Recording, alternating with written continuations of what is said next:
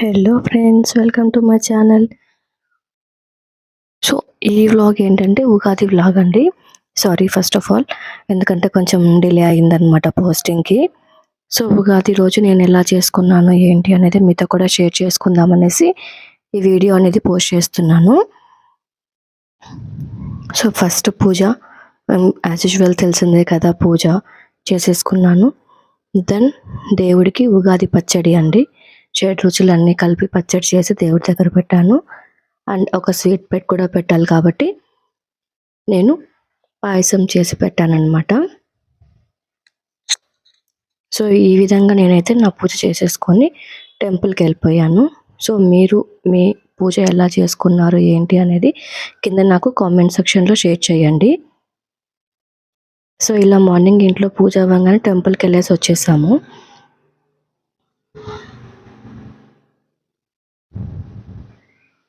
So morning వెళ్ళొచ్చాక evening మళ్ళీ programme ఉందని చెప్పేసి పిల్లలది మళ్ళీ వెళ్ళామండి.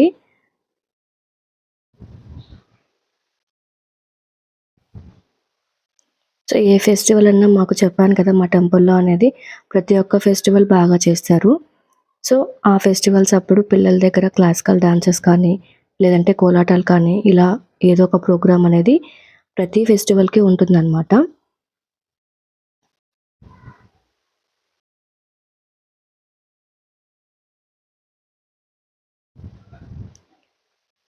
సో ఇలా ఆ రోజు వెంకన్న స్వామిని ఇలా అలంకరించారనమాట. సో మధ్యలో వెంకటేశ్వర స్వామి, అటు ఇటు శ్రీదేవి భూదేవి సమేత అన్నట్టు దేవుడి వారిని దర్శించుకొని పిల్లల డ్యాన్స్ ప్రోగ్రామ్స్ కూడా కాసేపు ఉండి చూసేసి వచ్చామండి. సో పిల్లలు కూడా చాలా బాగా చేస్తారనమాట. సో ఇక్కడ మా కాలనీలోనే మేడం ఇక్కడ టెంపుల్కే వచ్చి చెప్తారు. శ్రీ సౌఖ్య నృత్య కళా నికేతన్ డ్యాన్స్ అకాడమీ అండి.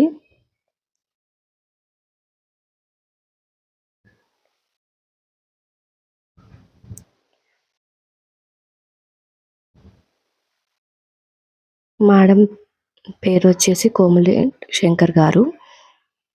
సో మేడం కూడా చాలా బాగా చెప్తారండి పిల్లలకి. పిల్లలు కూడా బాగా చేస్తారనమాట. అంటే ప్రోగ్రామ్స్ అంటే పిల్లలు కూడా బాగా ఇంట్రెస్ట్ చూపిస్తారు. సో పిల్లలు ఇంట్రెస్ట్ చూపించడం వల్ల పెద్దవాళ్ళం మనము ముందుకెళ్తాం కదా. సో ఇది చేయించాలి, ఇది చేయించాలి అనేసి. సో ఆ విధంగా మేడం కూడా బాగా చేస్తారనమాట. సో అన్ని ప్రోగ్రామ్స్ అన్నీ నేను షూట్ చేశాను, బట్ కానీ ఇక్కడ యాడ్ చేయడం లేదు. సో తర్వాత ప్రోగ్రామ్ అంతా అయిపోయిన వెంబడే పంతులు గారు వచ్చి పిల్లలందరినీ ఆశీర్వదించి అంతటితో ప్రోగ్రామ్ అనేది క్లోజ్ చేశారు. సో ఈవినింగ్ 5 to 6 కదా. సో పేరెంట్స్ కూడా కొంతమందే వచ్చారనమాట. సో గైస్, ఈ వీడియో మీకు నచ్చినట్లు అనుకుంటున్నాను. Please like, share and subscribe.